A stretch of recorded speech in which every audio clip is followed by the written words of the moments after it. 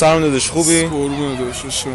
فدی جان داداش، ما یه چالش داریم. شما به یکی از رفیقای دخترت زنگ میزنی و بهش میگی که من از تو خوشم اومده و میشه با هم وارد رابطه شیم یا نه؟ بس دیگه فوشکشمون نکنه خوبه حالا، ولی خوب فدا سرت داداش. جون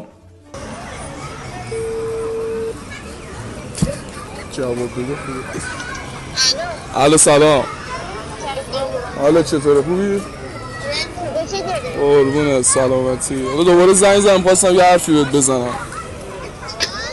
الو میگم الان دوباره به زنگ زدم خواستم یه چیزی بهت بگم. چی گفتم که حالا دوباره مثلا اوکی شیم با هم و فلان میگم. اوکی یا چی؟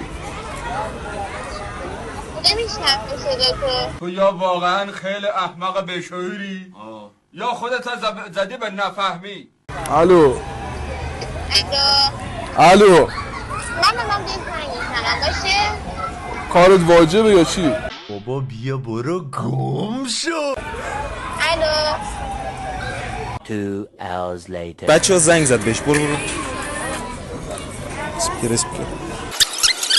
خواستم بهت بگم که حالا ازت خوشم اومده، بازی کنم اوکی شیم و فلان و اینا. نظرت چی میگی تو؟ داری چک تعریف میکنی؟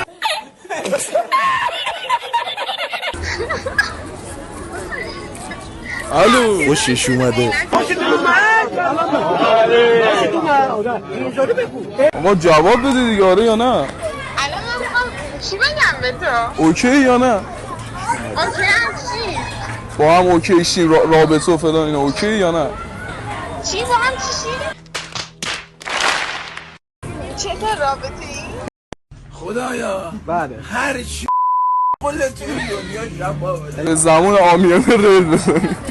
چرا اینقدر گاوی؟ بگو نه اگه اوکی نیستی، بگو نه. الان تو شرایط آقا جواب بده، خب بگو آره یا نه. خب وقتی من بگی شرایطم نمیتونم جا بدم. لعنت خب نمیشه. خب خیلی سخته، خیلی بده. خب الان نه یعنی نگه نه باشه. برای چی جواب نمیدی؟ خانم ما داشتیم چالش میگرفتیم، الان تو چالش بود. الو چالش بود خانم، چالش بود.